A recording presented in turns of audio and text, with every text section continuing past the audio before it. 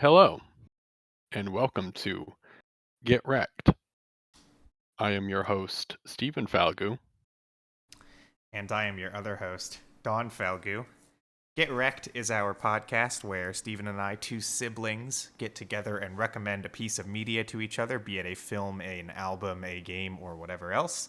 And in the next episode, we get together and discuss each other's recommendations. And today, the podcast is completely changing and inverting from the inside out, as it is New Year, New Me.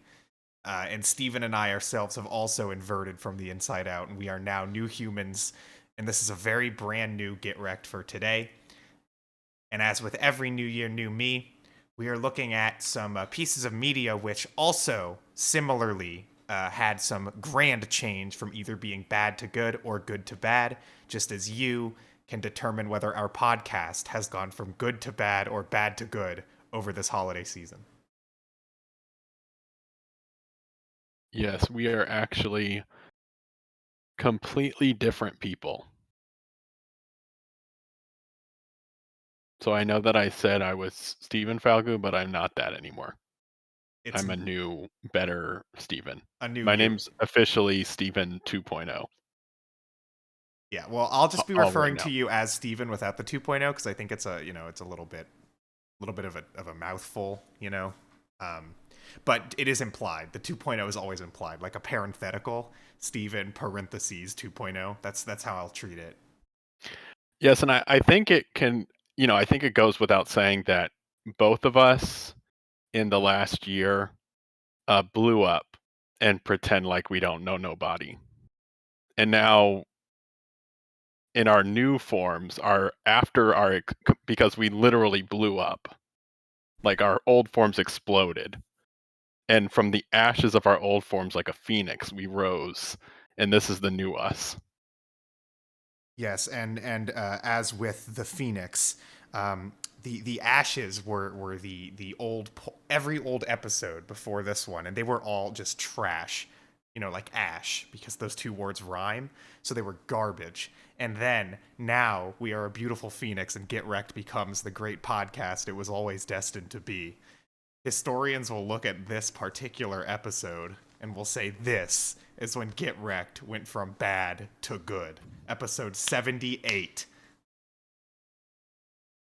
Really, just a perfect number to restart the whole thing. And speaking of restarts, why don't we restart this episode and kick it off That by starting with what you recommended to me? uh sure. So last episode I recommended to Steven um the album Pablo Honey by Radiohead, the debut Pablo Honey, and also their third album, OK Computer. And the question we want to answer today is what happened to Radiohead? How did they go from bad to good? Or to tweak it a little bit, as I did last episode, from average to good, which isn't as exciting. But that is the question we are going to definitively answer here today, and no one will ever need to ask it ever again. And with that, Stephen, I will turn over Pablo Honey to you. Yeah, what I'll say about this album, first and foremost, is Creep is just an incredible song. And that's really what I have to say about the album. Because other than that, it's pretty forgettable. A lot of it sounds very pseudo mainstream 90s.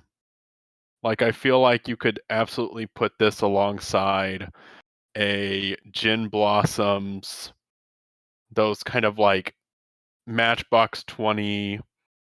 They have more merit than that quality, but the sound, the feeling that this album evokes all kind of blends into that like 90s radio rock. But Creep is an incredible song. It will continue to be an incredible song.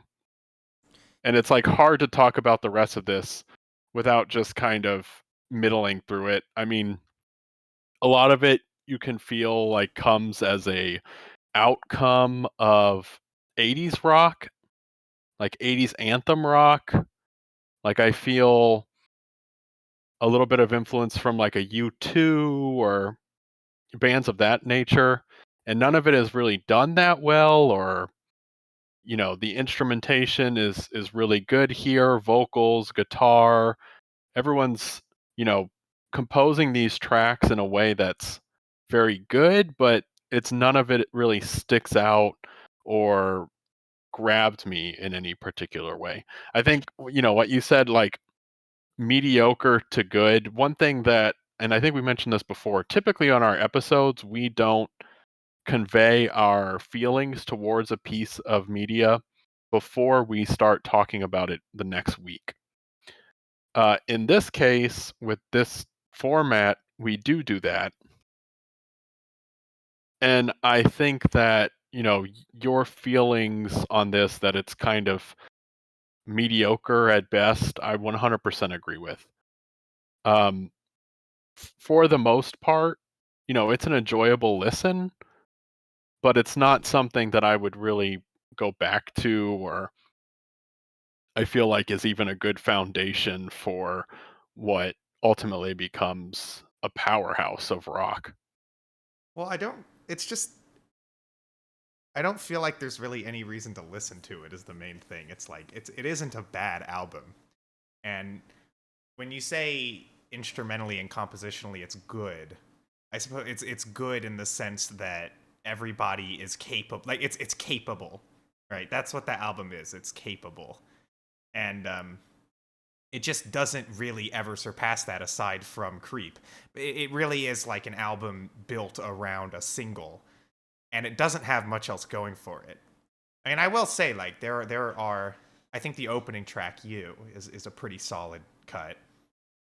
And a lot of people will point to the closer as being like a hint of greatness or something. And I think the only reason people say that is because of like the crazy, noisy shoegaze part at the end, which is interesting. It's one of the only moments where the band does anything that to break out of this monotony that a lot of the album falls into. But I still don't think even that is really that great of a track. And now I just mentioned 3 songs, and there aren't many other tracks to even mention and say much about, because so much of this album is just so plain for the time and for the style, for like an early to mid 90s alternative rock album from the UK. There isn't really anything to say about it. You can notice a couple of influences from like Britpop, a couple of influences from like grunge, but what does it do significantly with any of the things that it's trying to do? It really does nothing. There's so few songs that you remember after having listened to this. The only ones I do are the ones that stood out to me negatively, like thinking about you, which is this really creepy like acoustic cut, and it's not very pleasant to listen to. But like, even that song, it's not terrible. It's I think the reason I was willing to use Radiohead as an example for this theme, typically we want to look at really extreme cases, like something going from being really great to really bad, or the other way around. And you can't say that here, but I think what is substantial about it is the fact that here we have an album that, had it not been made by a band who would go on to do what they did, nobody would ever remember this album. Like, Creep would get radio play, and that is really it. It would have no reason to exist. It is, as a debut album, it really says nothing. I don't think this would catch any eyes or ears if this came out. Nobody, I mean, some people did at the time, I guess. But I feel like it doesn't deserve the whole, this is a band to watch. It just doesn't have anything. And I think that's pretty remarkable when you consider that it is a Radiohead album. Yeah, and Creep wasn't the only single that came off of this, but none of the other tracks on this album's even stand close to Creep. I mean, like you mentioned, I feel like this album was kind of filler around what has become maybe one of the greatest singles of all time, truly. I mean, Creep is just such a great song. And, like you mentioned, it's like, and even what I find funny is, you know, You is very good. I like You. You is good. Creep is incredible. And then like the drop off the cliff, like literally right after Creep is so steep. Like How Do You is just such a nothing song coming off the high of Creep, and it never goes anywhere but rock bottom from there. Maybe that's not fair. I don't want to say that. I mean, this, ultimately we've kind of already mentioned it, but it's not like it's a bad album.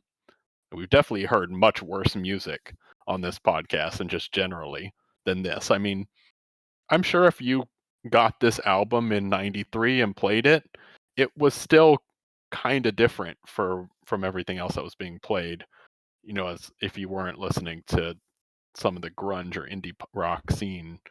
But, looking back on it now, especially as where this band goes, it's like, nothing really is much to write home about here at all. Yeah, and I agree with that. And I think we don't have much else to say anyway. I don't think there is much else to say. And No, the only other thing I would say is like some of the track lengths on this are not long, but definitely wear themselves thin. Like there are a couple like long 3, short 4, long 4-minute tracks here, and they don't really say much other than just kind of meandering about within the track list and being a little overly long.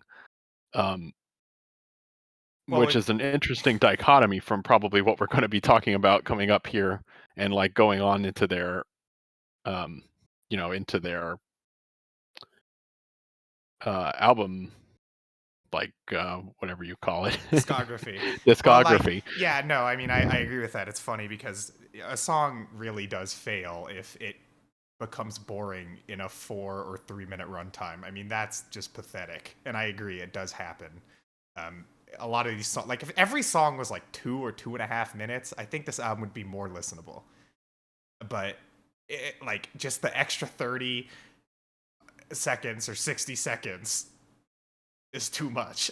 It's just, yeah. I agree, but I think that it is a pretty nothing album overall. We don't have much else to say. I do think we should move on to OK Computer. Now, I did skip their album The Bends, and I do think that The Bends, just to briefly mention, in my own opinion, I think The Bends is amazing, but I don't think that The Bends is some grand artistic statement like OK Computer or really every album Radiohead released from this OK Computer album onward.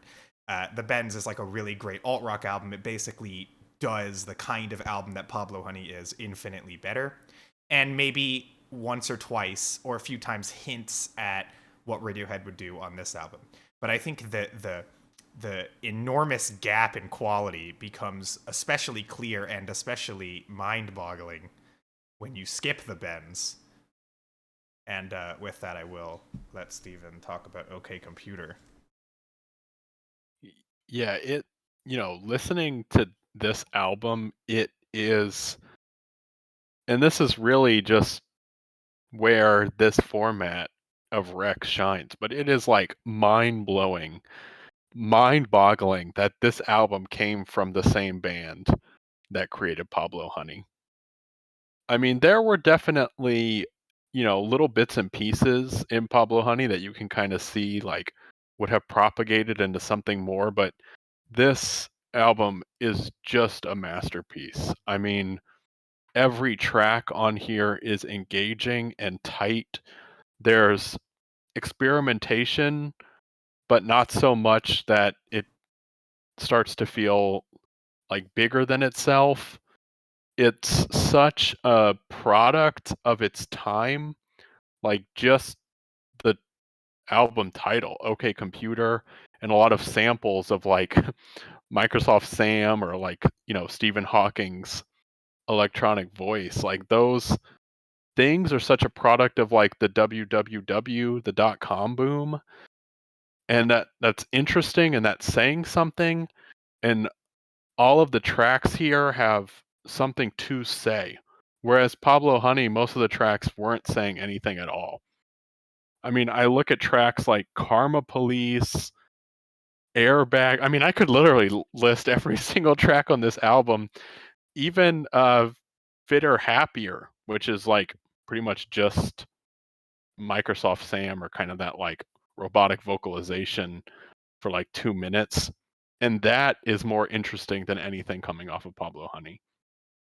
The way that they're using instruments and lyrics and everything kind of wrapped up in each of these tracks makes them so much more engaging, and why I wanted to make that point before we moved over is most of these tracks are 4 minutes ish or more, and they grip you for the entire runtime the entire way through, which is such a difference from the first album. Yeah, I mean that it's innumerable how many things are impressive about this album when you compare it to Pablo Honey. I mean, even about the album itself, obviously, but you know, looking at it in terms of their discography and progression. I mean, Pablo Honey, you know, when I hear OK Computer, this album is such a fully realized concept. It's so I mean, it's a truly ambitious album. And I think what Radiohead did here changed rock music going into the 2000s. I mean, how many bands that were popular on the radio borrowed quite heavily from the cold, atmospheric, alienated, mid-tempo sound that Radiohead did on this album and completely failed to harness the imagination of OK Computer, you know? Yeah, especially I want to say like especially the indie rock scene. Like you think about bands like Muse, Coldplay. I mean, I could name so many more. Like that early 2000s rock scene, like I feel like rock split into two, right? You had the kind of like um post grunge sort of radio rock, like your Nickelbacks and your Three Doors Down, which were the and then best you bands, had by the way, of all time, just to point out. right. Oh, yeah, I didn't wanna say it, I thought it didn't need to be said. And then you have kind of like your indie rock scene that splits off here. Some of them got radio play, but I feel like definitely tried to emulate this, like a Coldplay, or bands like Muse or, um, there's a ton of indie rock bands that you could definitely see took this, sound and tried to, replicate it almost. I mean, a lot of these tracks here, like, if you didn't know any better, you could say that it could be any of those bands. Um, None of them do it as well as this, though. The other thing I wanted to say real quick to your point was, um, I feel like that forethought and that realization of a concept is so much tighter here, whereas I felt like Pablo Honey did not have a concept, or that concept was not executed to its full realization, whereas this absolutely was. Yeah, I mean, this album just has such a unique sound for the time. And I think going back to it doesn't sound that way or I think people can be fooled into thinking that it doesn't because of, you know, so much music that's come after it. But really, like, this album is highly experimental for the band, not in that it is, you know, some avant-garde album, but when you compare this to what the band was doing before, I mean, this is a real risk, and it's really like an artistically realized idea. Um, and I think that, you know, there's so many little details that make that stand out to me. Like almost every track, you can point to something in there that is just so alien, and sometimes electronic elements, sometimes song structure elements, but there's so many progressive ideas on this album.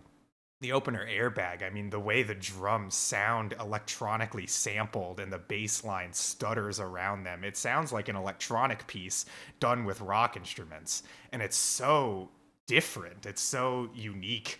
And the way guitar is used just to color the sound rather than to guide it. Not to say that that was an idea that Radiohead invented. I mean, you could look at the early post-rock bands of the 90s. You could look at the shoegaze bands. I mean, they're taking things that bands have laid the groundwork for sure. But the introduction of them into this like, modern internet, early internet computer technology world, it builds such a vision of the time that it came out in, and the place that it came out in too. It purely in its sound, it seems to say so much about the direction that technology and the world was taking at this time. And the lyrics definitely touch on that too. And I find it very interesting conceptually how the album opens with a song about how Tom York survived a car crash, how technology saved his life. And in the closer track, we get the actual car accident itself. But it sets up this dependency on technology and also a bit of an irony to it too. And I think the whole album continues to touch on it. It's a very modern album for 1997, and I do think there's aspects of the alienation of its sound that absolutely still apply today and make it a very resounding record to listen to. I just love how it captures the time, though. Yeah, and I feel like, with this album, Radiohead kind of taps into something that I think has become so pervasive in their identity, which is this anti-capitalist, anti-consumer kind of feeling, right? Because they go from this, and you think about then like everything surrounding streaming and all of that, stuff that they were doing when kind of streaming was on the rise within Rainbows, and they just create this band identity that I don't feel like you can understand with Pablo Honey. Like Pablo Honey, I didn't feel like they had an identity. They were just a group of musicians making music. But with OK Computer, it's, such a unique and self-contained concept that not only has great lyrical and musical quality, but also just becomes bigger than itself in that it creates an identity for the band and then for itself. It's really hard to describe like how much of an impactful listen this album is from start to finish.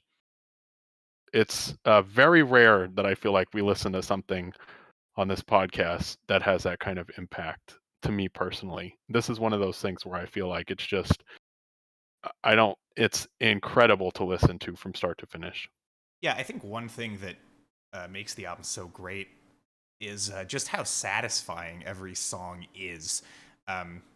Which sounds almost like a redundancy, but what I mean is that each track contains some big moment, some huge, satisfying, gratifying moment musically in it.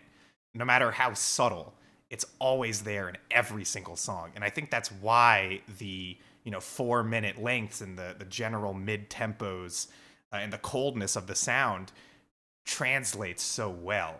I mean, you think of an Airbag. There's those soaring vocal highs. Paranoid Android has those rock sections which just kick the pace up like crazy. Subterranean Homesick Alien, the chorus is just huge and it's so emotionally satisfying. Exit Music has a giant climax. The whole song's basically built around it. I mean, I could go on, but I feel like every single song has this huge, impactful moment that makes that whole runtime of the song feel worth it. And the album itself similarly has that in, the one big rock track, Electioneering. It breaks up the pace so well. It's really that and Fitter Happier both strike out as like the most unique part of the album's sound, not in the grander scheme of music, but just in the album itself, as in these two songs stand out among everything else, and they do it at just the perfect moment. Because, the album does have a pretty consistent sound, and while I think every song brings something totally different to the table, I think without the album having a moment to really burst out of that, as it does in Electioneering, I think it actually did kind of run the risk of starting to get a little bit boring. But they're so smart about the sequencing of this album that just never happens. It's a little over 50 minutes, and for me, when albums start to get to like the 50-minute, 60-minute area, that's where they start to feel like they're getting a bit long. But OK Computer is so well sequenced. It's the length is perfect. It is, and as I said, there's just these moments of satisfaction in every single track to keep the whole thing constantly engaging. And to keep that emotional impact at just an all-time level. I mean, one thing Radiohead is known for is for being a very sad band, which is absolutely true. And maybe that is one thing you do hear a tiny bit of on Pablo Honey in moments. I don't think it's done well. I don't think it's compelling at all. But I think that's an aspect of the band's identity that's sort of sometimes there on that album, but, here very much so. It's just, it paints such a depressing picture of modern society, and it's very hard not to get emotionally wrapped up in it, especially with songs like, No Surprises and stuff, which are just so gut-wrenching. It really is just a thoroughly powerful, compelling, monumental album.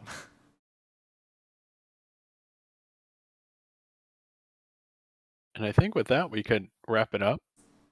I totally agree. So when you wrap it up, you're doing so for both albums, and you're going to answer the question of what happened. Okay.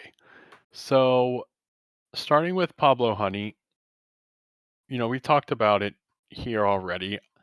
It's not a bad album. I would give it pretty much right around a 5, probably a 6. I think it deserves a little better than a 5, but there really isn't much to say about it. I don't really recommend anyone listen to it. If you've heard Creep, that's probably the best that you're going to get off of that album anyway. That's all I would really listen to off of that album, truthfully. So I don't think it's worth the listen, but OK Computer easily gets a 10, and I absolutely feel like it's worth a listen. This is something that really is a landmark in rock, changed the entire scene truly, propagated into indie rock, art rock, I mean, anywhere you can imagine, and became such a, the band and the album became such a landmark and a way of expression towards the digital space that the band still continues to break ground in today. I Now, what happened is a great question here because it's kind of hard to say, truthfully. I think that honestly, more than anything, the world changed in the 90s quite a bit between these two albums. Sound changed, the way that people really reacted to government and government bodies and government agencies, especially in the UK. If it weren't for any of those things, I don't think Radiohead would be the band that it is today or that OK Computer created. And it's hard really to understand how Tom York and the band went from Pablo Honey to OK Computer without understanding the political and environmental landscape that surrounded the 90s. Most bands did not go from a Pablo Honey to an OK Computer. So that's more a testament to them as musicians and as lyricists than anything else. But that's really what I believe happened anyway. Yeah, so for me, Pablo Honey gets a 5. I don't recommend the album, and OK Computer similarly gets a 10. And I very much recommend the album, though it is an album that if you're familiar with rock music or alt rock at all, you've heard this album before. And it deserves that status. It really does. I think, like, in the world of alt rock, this is one of the most game-changing albums of all time. And it has traces in so many other genres. I mean, you mentioned indie. I mean, space rock. I mean, art rock. Whatever. Electronic influence in rock owes a ton, if not everything, to Radiohead. And this album, but especially the next album, Kid A, which when they actually started making experimental electronic music. Of course, I think like when you answer the question of what happened to Radiohead, I think Steven's explanation there was absolutely spot on. That is just true. I mean, the landscape around them changed, and they changed as a result. And that's just accurate. But on top of that, as a band, I mean, it's a matter of also the music world around them changing and all of the influences that Tom York brought into the sound of Radiohead. I mean, I think if you want to hear them become a good band, you can listen to the Bends. For whatever Pablo Honey is trying to be, a collection of alt rock bangers, the Bends brings that to a much higher degree, and it brings more emotional impact, more variety. The Bends is everything that an album like Pablo Honey could ever hope to be. But OK Computer and the band from this album going onward, I mean, that really is a result of that, highly electronic digital influence entering the band. I think, like, to answer the question fully, I would have had to have also recommended like Kid A at least, because I think Kid A is such an essential landmark as well, just as much of a landmark as OK Computer, and that album further explores the introduction of electronics to the point where the band basically just becomes an electronic act. But yeah, I mean that it really is the digital age's influence on rock music, and I think Radiohead was at the forefront. And that's all we have to say about that, I would think. So we should move on to what you recommended to me, Stephen. If you could set up what happened to that property. Yeah, so last time I recommended to you the film The Godfather, and the third film in the series, The Godfather Part 3. Now, I know you went ahead and kind of watched the whole series, so I would say, although it's maybe debatable, but I would say the franchise went from good to better to worse. To whatever the hell Essentially, The but Godfather Part 3 is. right. Yeah, well, we'll start with The Godfather. We will briefly tackle Part 2, or maybe just I will. I don't know if we have thoughts, but we'll keep it very quick, because technically it wasn't a part of the recommendation, but I do think it is an essential aspect to understanding what happened here. And with that, The Godfather, 1972. So this is a movie that I've had quite a history with, because, I mean, this is one of the titans of film. This is like one of very few movies that regularly get called the greatest of all time. And if it doesn't get called that, it's going to be somewhere in the top 10. I mean, this is a monster of a film, in a good way. That was a weird word to use, but hopefully you understand what I mean. Previously, when I'd seen it, I think I've seen it twice before this most recent viewing in my life, I just have always found it very difficult to follow, and it really hindered my experience. And I have been called an idiot for that before, so if you feel that way, you're not the first person to feel that way. Thankfully, on this newest viewing, I decided to watch these films with subtitles to make sure that, in addition to what I was processing in the dialogue, I was really able to read it and get a grasp on what was happening in the story, which I did. And after having done so, I will say, I don't blame myself, because I feel like this film is a highly complicated movie. There are a lot of aspects to the plot and the business transactions and the shootouts and the hits and the orders that happen in this film. So many characters who enter and leave throughout this film that I do think I don't blame myself for having had trouble with the plot before. That being said, I think the complicated nature of this film is one of the things that makes it so incredibly impressive, because all of these elements wind into such a tight story in the end. I mean, this is a 3-hour film, but that time is so thoroughly justified. It really is. There's so much that happens, and there's so many ways that as the film comes to a close, that all of it actually has relevance and ties into the narrative perfectly. This is a movie that really wastes no time. that despite that runtime. And I will say really quickly, because I don't know which elements we'll want to bring up in these films, I will warn for spoilers. I'm not certain if we will say any, but we might. So if you've never seen the trilogy and you'd like to watch it without knowing any plot events, maybe don't listen to the rest of this podcast. That's just a warning, just in case. But yeah, like the final word for my introduction here is just that coming away from this film, I absolutely felt like the hype was completely deserved. And I think the one thing that really, really sold this film to me on this watch was the ending to this film, which was impeccable. And the way that everything that happened leading up to it tied into it was just astonishing. The movie really is a highly, highly impressive film. Yeah, and I think that's primarily credit to the writing, but the direction here by Francis Ford Coppola is just so great. There's so much wonderful cinematography, the way that scenes are shot or set up. I mean, truthfully, and there were mobster gangster films before Godfather. Um, those go back all the way to the essentially beginning of cinema, truly.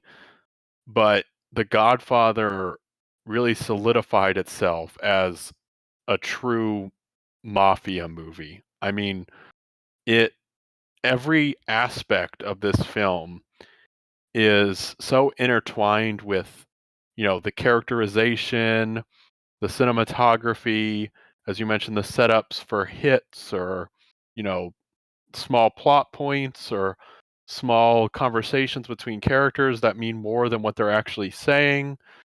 All of those things really define the a mafia movie. And if you want to watch this as a mafia movie, like it brings that to the table 100%. It might not be as like straight action as something like a Goodfellas, but it is there. However, I feel like the true place where this film absolutely shines is the concept, right? More than anything, this is a movie about family, and it's a movie about a characterization of Don Corleone. And those things are so interesting. The way that all of that plays out, a lot of it feels kind of slice of life in a lot of ways.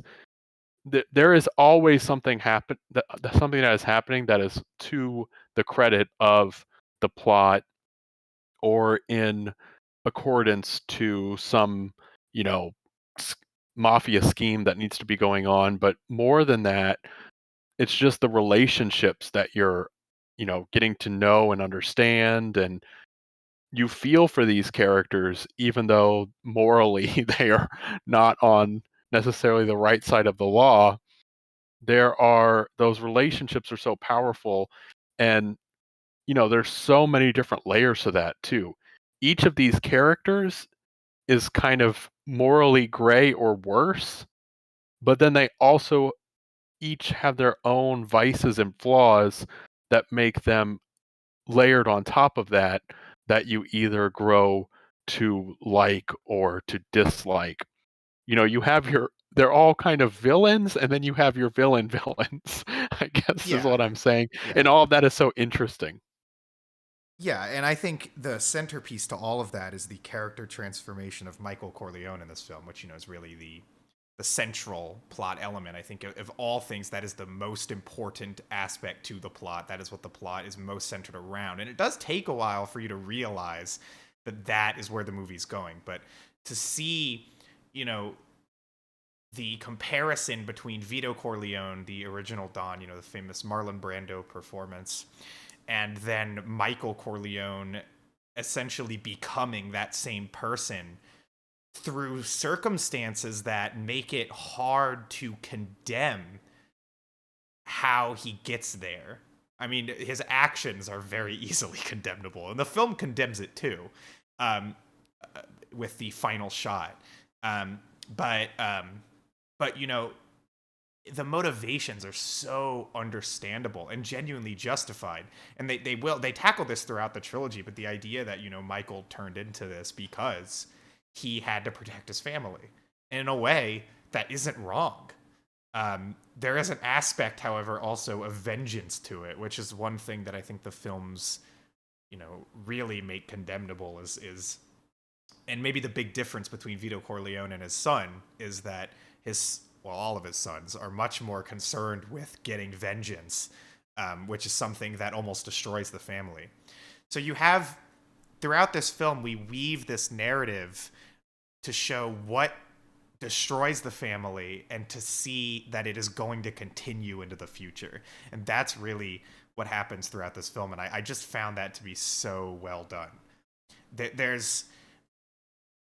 And it is such a well-edited movie, too, that, there can be so many little aspects of the plot and little different character interactions and business transactions and hits and all of these little things that happen throughout the film that all weave together into that final theme and those final moments of the film where you realize what it's all been building up to. I think that was what I thought was the film's best characteristic. But I will also say, past the plot point, I mean, the performances in this film are astonishing. There is not a bad performance. There is not an average performance in this film. Everybody in this movie is amazing. And one thing this movie has over both of the next two films, in my opinion, is the iconography. This is the most memorable Godfather film. When you think of the scenes and the characters and the imagery, it all comes from Godfather Part 1. Like, at least almost all of it. Vito Corleone is just iconic. The Marlon Brando performance is just so good and so dynamic. And same goes for really everybody. I will say there are visual choices that I personally don't like.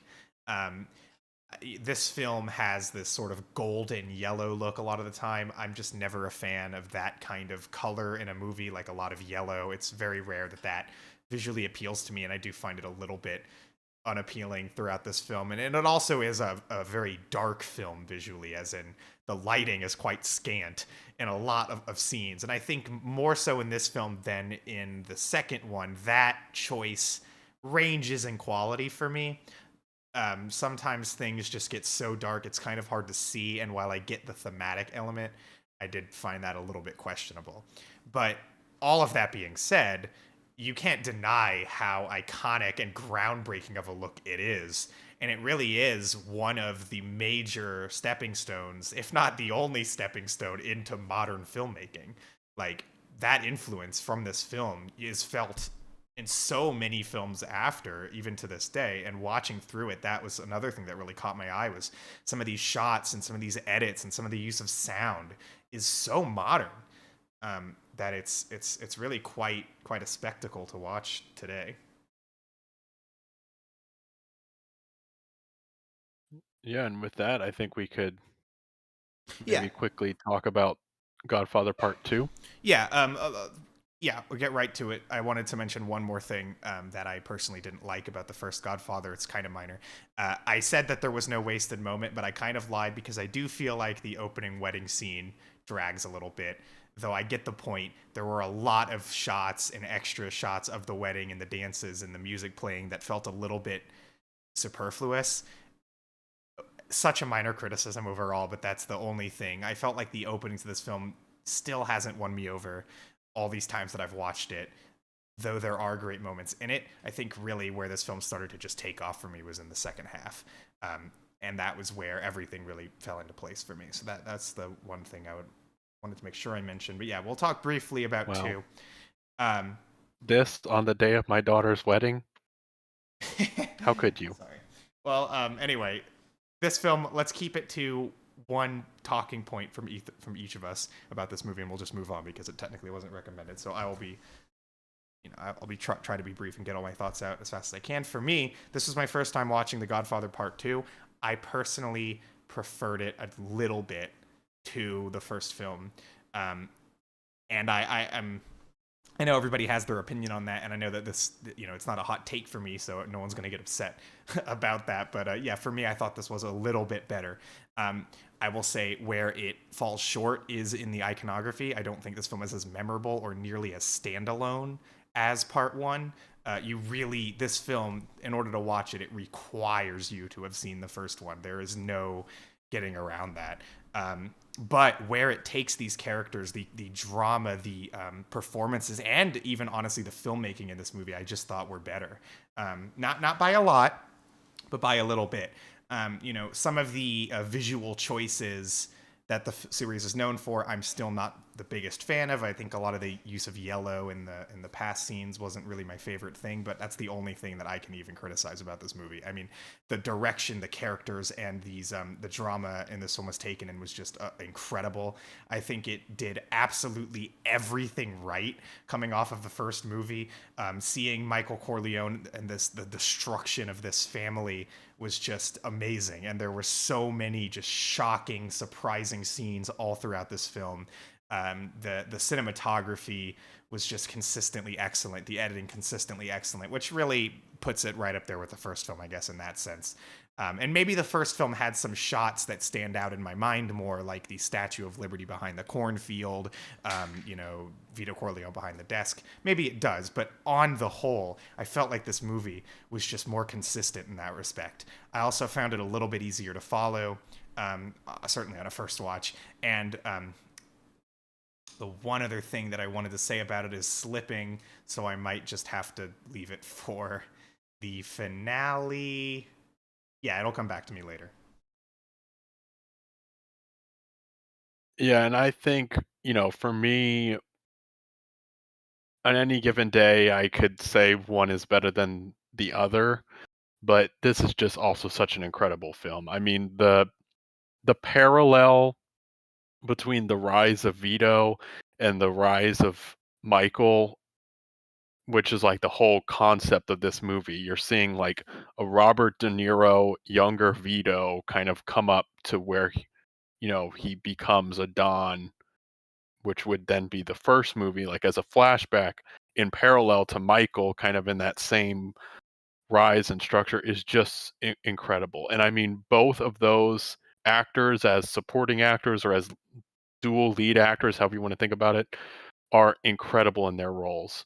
You mentioned the ending of the first one, which isn't, just an absolutely amazing ending to a film, but the ending of this film is equally incredible. The way that you see and understand all these characters that you saw in the first film, and you get a better conceptualization of them and understanding of them, and those nuanced relationships continue to evolve. All of it is just so well done. Like I said, it's hard for me to say which one is better than the other, because depending on any given day, I could say one or the other. They're just such both great films. All right, and I would like to move into part three. So, The Godfather Part 3 is not a great film. It's not a very great film. That is, in fact, I feel like this movie is kind of trash. Like it was very sad watching this movie. I watched this whole trilogy in 1 week, and this movie is sad. It is just a pathetic movie. I am not going to say that it is awful. I think that Francis Ford Coppola is just a bit too competent to make this film awful, but he damn well tries with some of the decisions and casting choices in this movie. I have to say, first of all, the acting in this movie is just not very good.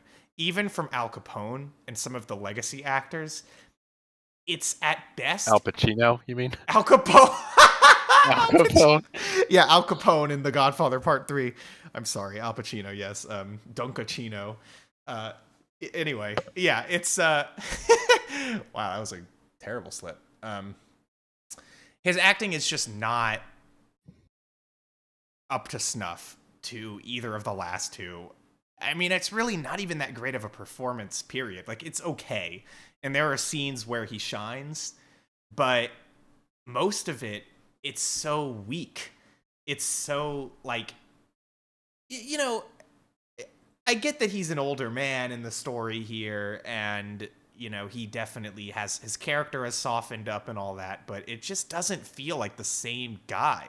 Through a lot of this movie, it hardly feels like the same character. And while I'm willing to accept that enough time has passed for his character to have changed and to realize his mistakes and become a better man, which is the main plot detail of this film, I'm willing to maybe accept that on paper, but the way it's presented, it just barely feels like Michael Corleone. And there are threads that are continued from the last two films that I think were handled pretty well. I enjoyed Michael and Kay. Kay was Michael's wife, who he basically betrayed throughout the course of the first and second film, and lied to. And, their relationship is utterly shattered at the end of the second film and at the start of this film, too. And to see them have some more conversations and go into that a little bit was probably one interesting element that I can say about this movie. But I mean, God, on the whole, it just doesn't have much reason to exist. It doesn't justify itself. It does not justify the 3-hour runtime. And as an end of a trilogy, I just hesitate to say I really learned anything. I mean, sure, Michael Corleone becomes a better guy. The issue I have with that isn't that they try to redeem his character. It's just that it's hard for me to care, because Michael Corleone, maybe throughout most of the first film, he was sympathetic. But I think by the end of the first film, well, definitely by the end of the first film, but especially by the end of the second film, this guy is irredeemable, okay, to me as a viewer. And the only reason I would get anything out of watching him attempt to redeem himself would be that constant irony of knowing that I can't really personally redeem him, and watching how he has to struggle with that fact that nobody else can. I think that's what this movie tried to do, but it just did so poorly. And then I did want to mention, you kind of alluded to it, but we are getting a question from the chat. Didn't Francis cast his daughter into the film, and that decision was panned? Yeah. Sofia Coppola is one of the lead actresses here, and uh, her acting is very bad. She is she I must say, I did not personally enjoy her performance in The Godfather Part 3. No, she does go on to be a great director in her own right, actually. But as far as her performance in this movie, it is just not very good. Yeah, I learned that Uh, recently, that she was a director, and some of the films that she directed I actually knew about, and I was like, I really did not know that. But yeah, I mean, like, I don't think, and it isn't her fault, by the way, because first of all, she was cast in the film, and there was somebody else, I believe, who was supposed to be in the film, but then because of some sort of hang up or something that happened, they ended up going with Sofia Coppola instead. But regardless of who's to blame, the performance, it's rough, and it hurts, especially because it's in a Godfather film. And I feel like one thing that defines the first two Godfather films is how they have some of the best acting in cinema. This movie not only doesn't have that at all, but with her being in the movie, it's kind of appalling, because it's rare, honestly, to see a performance that bad in a movie with this budget. I can think of very few examples, if I can think of any, really. you mentioned that you've had trouble in the past with following the first Godfather. And I will say this movie is so unnecessarily convoluted. You know what a lot of the plot of this movie reminds me of is like the Star Wars prequels. Because most of this film is them just like talking about business takeovers and like business transactions with the Vatican. And it's like not mob work. In fact, kind of one of the biggest plot points of this film is that Michael doesn't want to be in the mafia life anymore, or he already considers himself to no longer be a part of that life. whether that is true or not. But that just makes for a really boring film. Like, so much of what is going on and the discussions that are occurring don't equate to really much at all. Like, none of it kind of like, it obviously matters for the sake of the plot of the film, but, like, in the grand scheme of the Godfather trilogy, like, it really doesn't matter. And I don't really care about it either. No, and what I loved about it was the ways that it tried to make it entertaining by like upping the ante with the kills in this movie, and some of that was just Which laughable. some of it I know, some of it I would say, like, the other problem with this film is some of it almost feels like it's lampooning the other films. Like, some of the kills are just laughable. Like, there's one where I don't wanna spoil anything, but there's one where, let's just say someone falls from a really high height, and it doesn't even make sense, because in one scene, they get shot on a staircase, and in the next scene, they're falling forward down the staircase. Well, my favorite was the person who was stabbed with their glasses. That was Yeah. fucking hilarious. I mean, and Yeah. I went back and paused it to see, wait a minute, so how the hell did this happen? The glasses are folded up, like completely folded, and just the brunt part of one of the lenses is in the person's chest. I did not understand that. That was odd.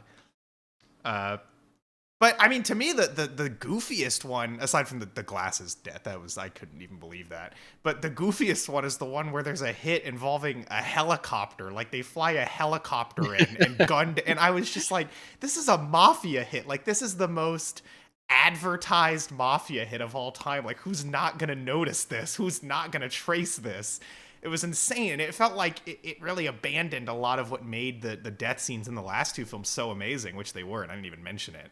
But you know, they were so believable and they were so small scale, and you know, if they did happen in a place where people were watching, there was always an explanation given as to how those people, as to how they'd be able to get away with it from that situation. In this particular instance of the helicopter, there's just no reason to it. It's so dumb. And, you know, the movie doesn't, I wouldn't say it gets that ridiculous for most of it, but it does have this, for a movie that ultimately is really fucking boring and really has so much less going on to care about than the last two, it really tries to convince you it's exciting in a way that the other two movies just didn't have to do.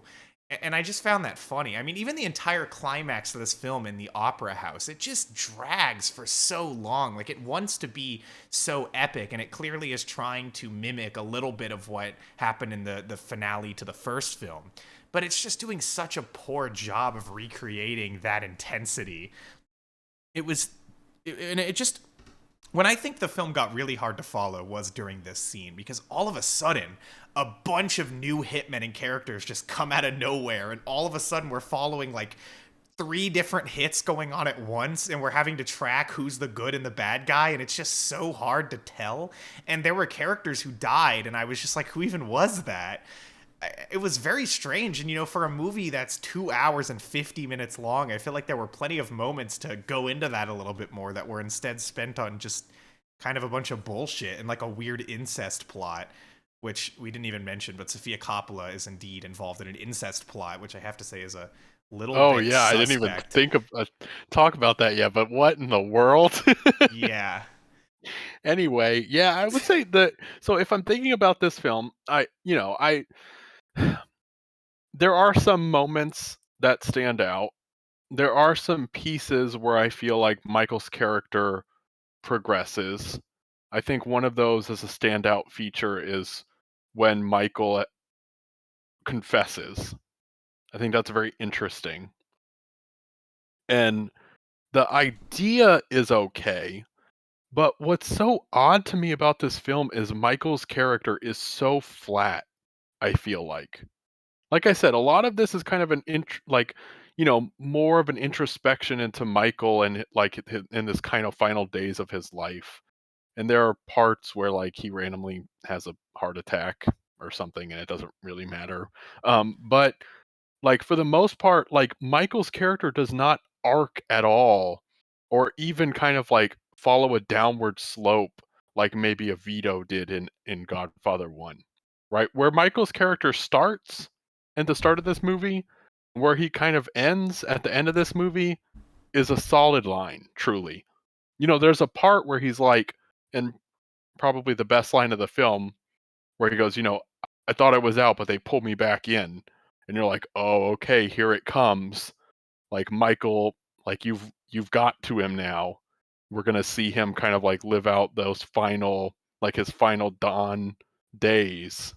But no, like nothing really happens. In fact, they kind of do that, and then he has a heart attack, and then nothing has changed.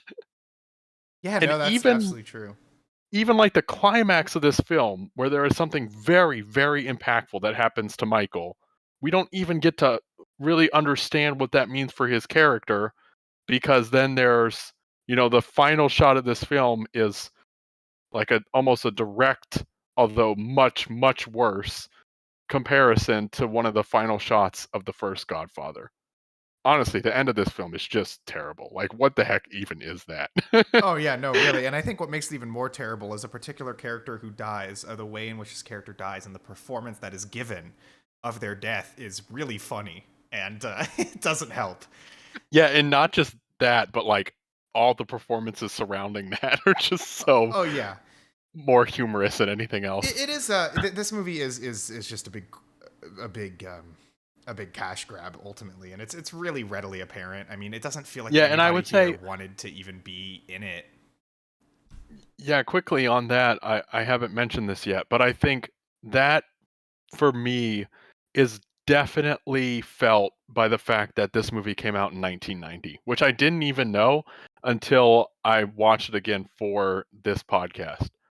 And that's like 20 years between part 2 and part 3,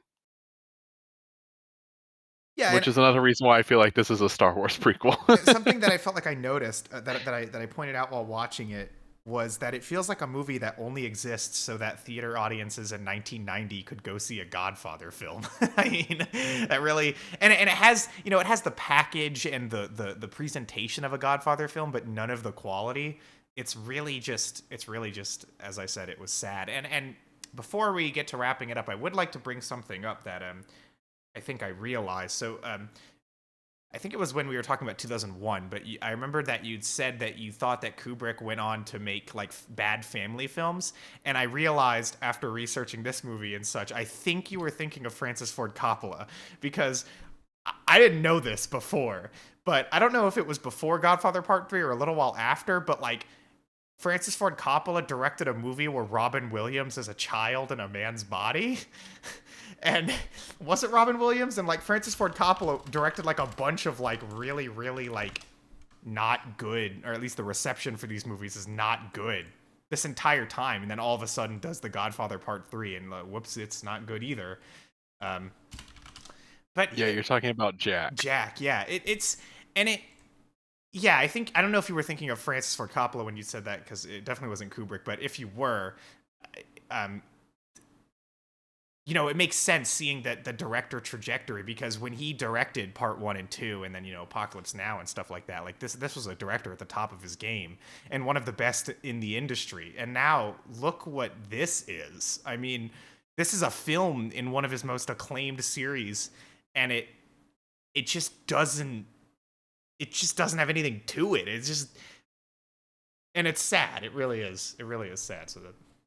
But I think we should wrap it up, if that's okay with you. Yeah, although one other quick thing I wanted to mention, and I did not know this going in, and I did not know this until basically I watched this third one. But in December of 2020, a essentially Snyder cut of this movie came out, and I've heard, I have not seen it, but I heard that it does do some things that make this film better than the original cut. I don't know what it entails or anything about it, but I just did want to mention it's called Mario Puzo's The Godfather, Coda, comma, The Death of Michael Corleone.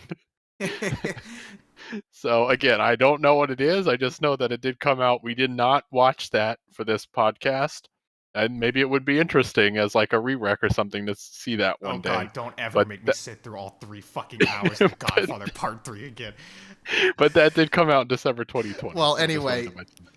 yeah. So, all right, what happened? Well, first of all, for the Godfather Part 1, I will be watching the first and second one again for sure. I want to try to get even more out of them than I have. As of right now, this is where I'm standing. I would give Part 1 an 8, which might seem low, but I've kind of restructured that kind of stuff. And to me, if I give a movie a 9 or a 10, I want that to be like one of my favorite movies. And the only thing The Godfather has going against it, for me personally, is that it isn't one of my favorite films. But, like, the movie lives up to the hype. It's an amazing movie. Everything great that could be said about it has been said before, but, I loved how tight and interesting and complex this movie was. It was just a really great watch. Part 2, on first watch, I might give like a 9. I mean, I'd have to watch it again, but I did like it quite a well, at least a little bit more than Part 1. And once again, just another fucking amazing movie. and it's if you're watching this as a trilogy, it really sets you up to think that you're really about to watch something just amazing, an amazing trilogy with a consistent story where it feels like every film couldn't exist without the other movie. But then you watch The Godfather Part 3, and it completely tears that idea to shreds. And I would have to give this movie a 4. The only reason I'm not going lower is because I think filmmaking wise, like in terms of the cinematography and the editing, it's okay.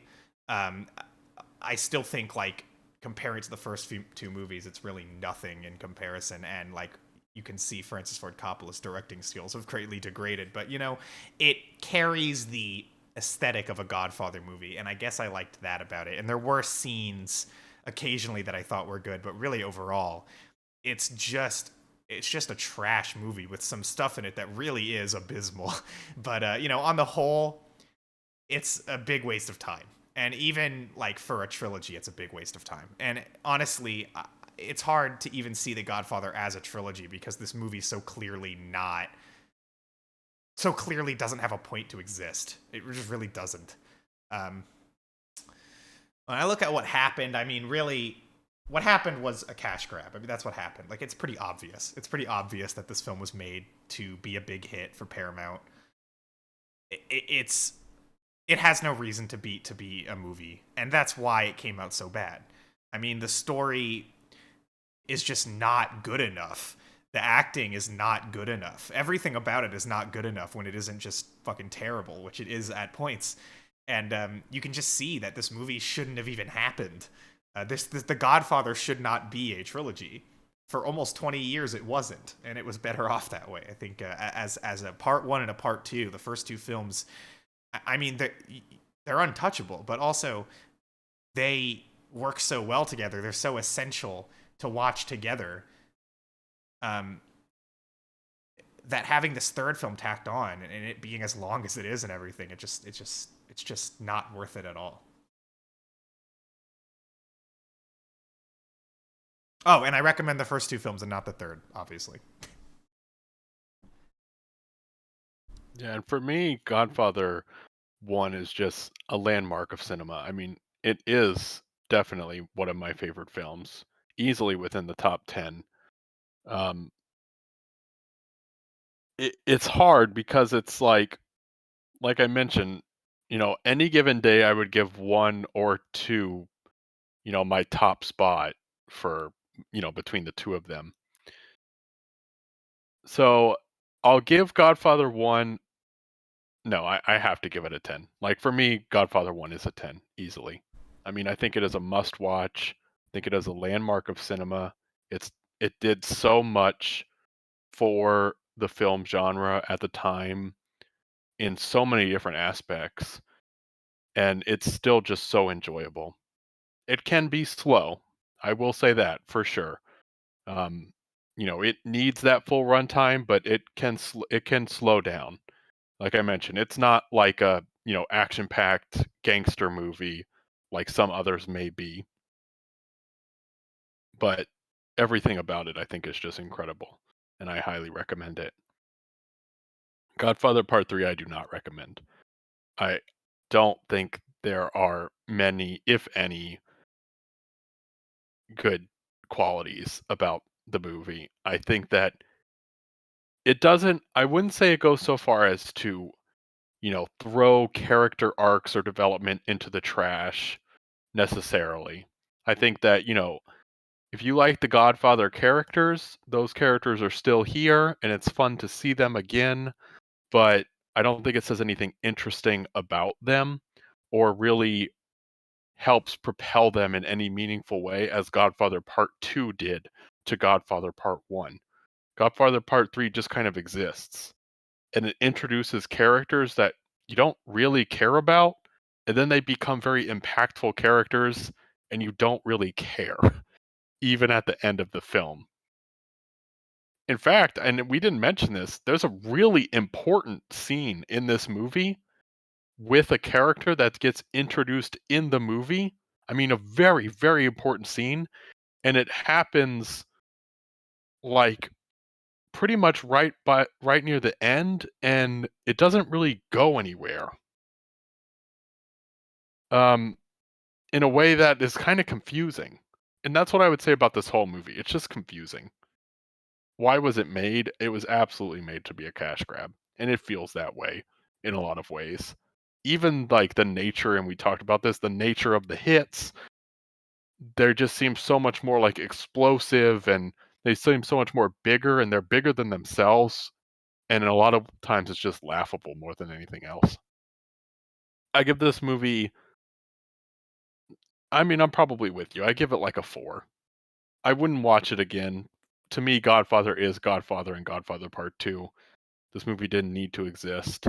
It really shouldn't exist. And it's not worth the watch. All right, and I think with that, we should move on to our recommendations. Let's do it. So, Stephen, for next episode, I am recommending to you the 1977 Japanese surrealist horror comedy psychedelic haunted house movie called House, also known as Hausu. I pretty much said all there could be to set it up. It's directed by Nobuhiko Obayashi. Yeah, we'll talk about House next time. Okay, and I will recommend a video game. For the first time in the, well, kind of. I'll say for the first time on this podcast, I am recommending to you a mobile game. I guess we've kind of recommended mobile games before, like technically Bloons TD is on mobile, but this is a mobile only game. You can only play it on mobile. I'm going to recommend to you the 2016 Supercell game Clash Royale. Clash Royale was kind of a spin-off of Clash of Clans, which got really, really big and incredibly popular. And it sort of redefined the competitive tower defense slash MOBA category and really has become its own thing that has spawned off its own successors. Essentially, you have a set of 3 towers, your opponent has a set of 3 towers. The first to get the most crowns wins in a given number of time, where a crown is awarded to you when you destroy a tower.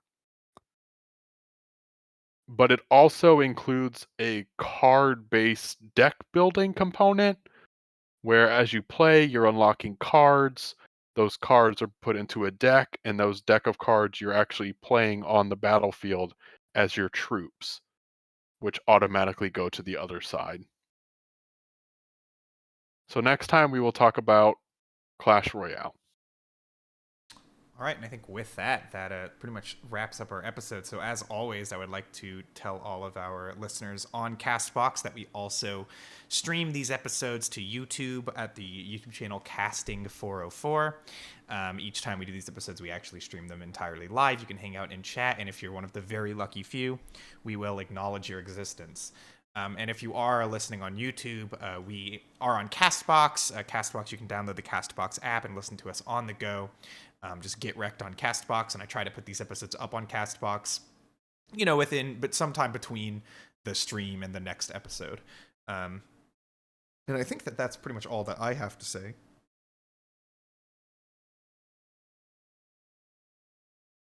Yeah, and I just want to thank everyone for listening. As always, we hope you had a good holiday and a good new year.